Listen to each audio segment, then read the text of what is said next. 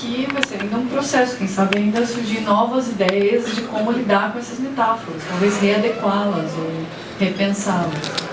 Acho que é isso. Eu estou usando o termo mundo da vida porque o Nietzsche usa, e eu usei o Nietzsche na primeira parte do capítulo, ele usa o termo mundo da vida.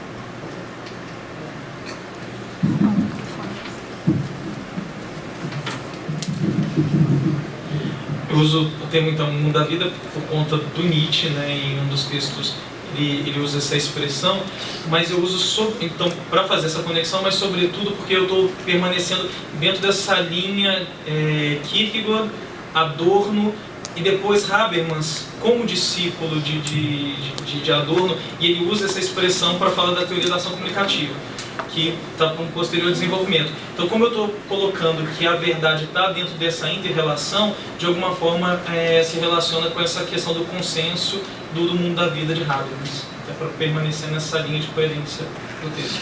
Não russo, né? Não russo. Nada russo. Que é o pai do termo, da filosofia. Sim. Não é o Nietzsche. Não. Você me perguntou a respeito do meu entendimento sobre a essência dos estados, né? Eu acho que todo estado, independente dele ser um país desenvolvido, tido como desenvolvido ou subdesenvolvido, o objetivo maior dele é assegurar a sua soberania, né? Em qualquer situação, em qualquer circunstância. E quando a gente pensa no suporte, na marca território, o que ele quer? Ele quer, na realidade, assegurar um espaço num contexto internacional. Então, veja só. Hoje, as ciências políticas ela aceita a seguinte definição: não existe mais um mundo bipolar, existe um mundo multipolar, em que todos esses atores podem ansiar, podem almejar diferentes espaços nesse contexto internacional. Então, quando esse Estado ele entra, todos eles estão na ONU e querem fazer frente a todos os fóruns de discussão para poder fazer valer os seus interesses, ele está fazendo prioritariamente o que? Assegurando a sua soberania e que os seus interesses também sejam considerados. Então, quando eu me refiro A essência é a soberania. A essência, eu me refiro exclusivamente a isso. E como ele quer ser reconhecido, como é que ele quer ser visto por todos os demais atores desse mesmo contexto. Soberania carismática. Sim, entender. E você fez um comentário a respeito do quão ousado é promover uma renovação do imaginário. De fato é. Né? Vamos pensar, se a Embratur levou 40 anos para cunhar a pecha do país dos 5 S's, imagino que o Brasil ainda vai levar minimamente um tempo igual ou maior para poder mudar essas impressões. E não quer dizer que os 5 S's não nos representem, nós também somos isso. Uma das imagens das 6 que você pôs, tipo mulher do lado da bandeira. De 2002, então assim, já é uma nova atuação, né? E já mudou completamente. Então hoje, se você pegar todas as imagens de 2002 para cá, nós estamos falando de 11 anos aí, você pegar as imagens que o Brasil hoje utiliza para a sua projeção, é completamente diferente do que aconteceu. Então não é excluir os 5S, não, nós fazemos, isso também faz parte do que é o Brasil, mas talvez eles não deem mais conta de todos os objetivos que o Brasil pretende almejar nesse contexto internacional. Essa é a grande colocação e por isso eu entendo esse objetivo do Ministério das Relações Exteriores. Eu também não sei o que é macheteria. Machetaria? Não sei também. Se você puder me explicar melhor. Vou começar da machetaria, que é mais fácil. Não, a machetaria é a arte que tem muito a ver com os árabes, de fazer, por exemplo, sabe, um tabuleiro de gamão? Ele é feito de caquinhos que se juntam para formar a imagem, quase um mosaico feito de pedaços diferentes, de materiais diferentes, para então gerar um todo. É a bricolagem que se chamava antigamente. Sei. Já nem tinha esse nome, Bricolagem hoje é tudo, né? Assim que você faz manualidades nessa área de... Né? Se, por exemplo, a Leroy Merlin fala que é loja de bricolagem, né? Não é esse o caso. É pedaço de madrepérola, madeira, pedra. Então essa mistura, o que interessa na machetaria do barroco, essa composição de diferentes, formando um certo sentido ali, que é o tabuleiro, vamos dizer assim, por exemplo, que é um trabalho meio de joalheria, né? De engaste e de seleção desses elementos para formar um bom conjunto. Então essa é a coisa. Agora, eu queria que você me contasse qual que é a tiração de sal do Cabreiro Infante, do Guidiano. Os três tristes tigres? Sim, qual que só lendo. Não, eu li, mas eu não... Você não viu com a gozação com o Brasil, aquelas primeiras páginas? Então releia. Ah, tá bom, vou reler. Eu estou lendo um livro dele atualmente, que é um livro que chama Vidas Paralelas. E é super interessante porque, na verdade, ele está falando de todos esses escritores, né? E ele tem os desafios, o Sardu, acho que com o Sardu, não tenho certeza. Não sei se é ele também que tem, mas eu não acho que tem uma oposição, assim, mesmo no Gutierrez eu li acho que só uns pedaços, eu não li, assim, eu acho que ele tem uma relação mais Bukowski, assim, né? Mas Bukowski, assim, uma coisa meio dessa coisa do submundo, tudo, mas de qualquer maneira, o que eu li, ele está sempre se relacionando, também ele fala muito do período especial, né? Então, de uma miséria absoluta, mas também de produção ali com a mulher, com a mulher sofrida, com o sexo, o lugar do sexo. Ele morre de tédio quando vai para a Suécia. Eu imagino. Aí voltou correndo. Mas todo mundo tem o risco de ficar entediado na Suíça. Na Suécia? Na Suécia, então... né? Outros S's. Então, o que eu selecionei esses 3 autores, eu acho até, apesar deles terem uma semelhança, eu também acho que até para juntá-los precisa explicar, porque mesmo Capetier e o Lessama, eles têm diferenças brutais. O que juntou os 3 foi realmente que os 3 falam da cidade e também os 3 falam a partir do barroco.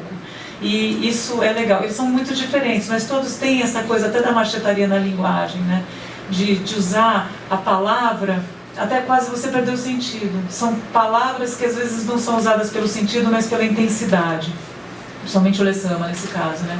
E o Sardu tentando angustiadamente encontrar palavras que expliquem essa certa precisão que o barroco, porque ele lida com muita diversidade, ele tem uma precisão operatória, ele não é simplesmente juntar coisas, né? Então cada um tenta falar do barroco através da literatura, mas de maneiras muito diferentes, né? Então até para aproximá-los tem que ter um certo cuidado, não é assim também uma festa. Mas acho que os 3 têm diferenças, assim, né? O Carpentier ele chegou a estudar arquitetura, né? E é um cara mais duro, assim, né? Embora os romances sejam maravilhosos, mas é um cara que é mais politizado, ele é mais... Não, porque a consciência da América Latina, ele tem mais essa levada, né? E o Lessama, sei lá, né? Tá em outra total, assim, ele cria muito mais imagens, uma realidade de imagens, tal, ficcionais, maravilhosas. E é um cara difícil de ler também, né? Então eu não fiz um doutorado sobre literatura, mas eu me apaixonei. Porque eu também uso outros autores e tudo mais, mas eu me apaixonei por essa leitura, né? E ainda estou compondo com ela. Eu não sei direito o que vai acontecer, eu estou meio sem assunto até. Mas eu tenho lido, né? Estou lendo agora o Cabelo Infante. Eu li os 3 filmes, eu não lembro. Porque... Você nem notou a gozação?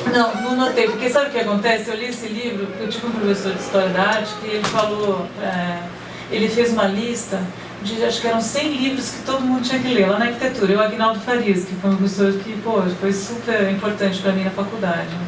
No primeiro ano, assim, abriu a coisa da arte e tal. E o único livro que eu lembrava era esse. Então eu li faz muito tempo, eu acho que eu não tinha nem essa relação com... Essa malícia. Com a literatura, eu estava preocupada em ler o 100, sei lá, né? Mas eu vou reler. Eu tenho o livro também, tá tudo caindo aos pedaços. Lê em voz alta, você vai ver. Tá bom, obrigado. Obrigado pela dica. O negócio do oráculo pelo computador, né? Então, qualquer site que você entrar assim, UOL, Terra, sei lá, todos têm algum lugar de consulta esotérica. Você vai lá, clica, ele te dá carta de tarô, jogo de búzios, runa, Xing, dá tudo. Eu concordo com você. O mesmo potencial de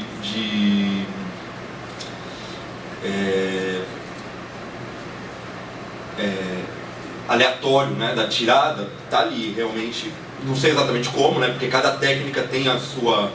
A gente não pode achar que é tudo igual, porque esfregar a mão e embaralhar as cartas são coisas muito diferentes, né, são técnicas muito diferentes. E desenvolver o algoritmo para selecionar ali também é uma coisa muito diferente.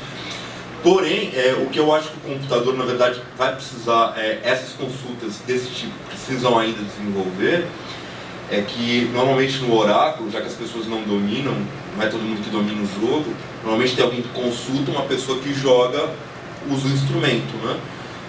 E isso estabelece um diálogo, né?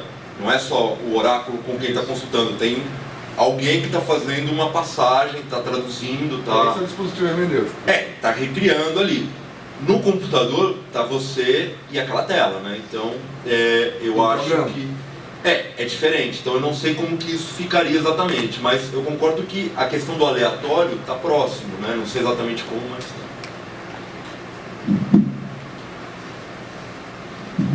Peço licença rapidinho para informar que a cadeira que nós colocamos aqui ao lado da mesa é para a pessoa que tiver que fazer a pergunta comparecer aqui na mesa e fazer, porque a gente está fazendo uma gravação. Então eu peço que vocês venham até a mesa, tá bom? Obrigada, professor. Nada. Temos pouco tempo para continuar conversando, porque a gente já passou da hora, mas digamos que temos mais 5 minutos para alguma pergunta, sem constrangimento por causa dos 5 minutos. Agora tem que sentar ali, então. Escapei. Não, eu queria só continuar um pouquinho aquela até questão do oráculo, porque me interessa bastante. E até no encontro que a gente fez do grupo da Lucelel, eu fiz um papel de era uma cartomante, uma cyber cartomante, e a brincadeira era essa, cada um recebia uma carta quando chegava, encontrar pessoas que tinham cartas parecidas e construir essas histórias. Eu acho que a ideia era tentar trocar, e depois as pessoas, com a carta, eu fazia uma imagem em realidade aumentada, então, por isso que era brincadeira disso. Então, me interessa um pouco retomando o que o professor falou da relação, porque do Matrix mesmo, eu acho que é uma relação interessante. Tinham 2 programas que controlavam a Matrix. Um era o arquiteto e o outro era o oráculo. Um organizava e o outro desorganizava. Então, o papel do oráculo era justamente desorganizar. Era o materno da história. Enquanto um era o patriarcal, o outro era o que desorganizava. Então, essa questão do heróico e do místico.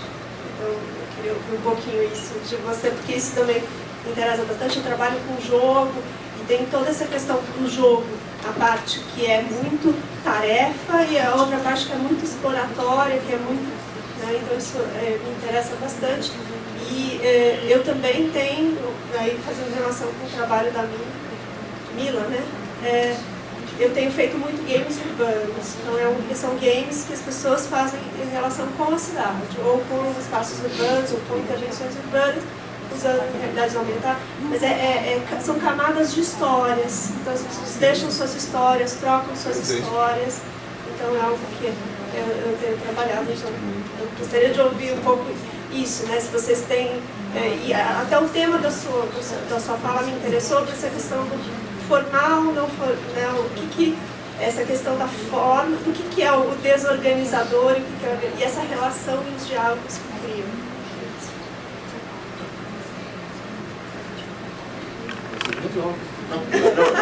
Pode deixar aí, né? Deixa aí pro próximo. E agora, né? Então, quando você falou dessa prática, né, eu lembrei daquele livro do Ítalo Calvino, né?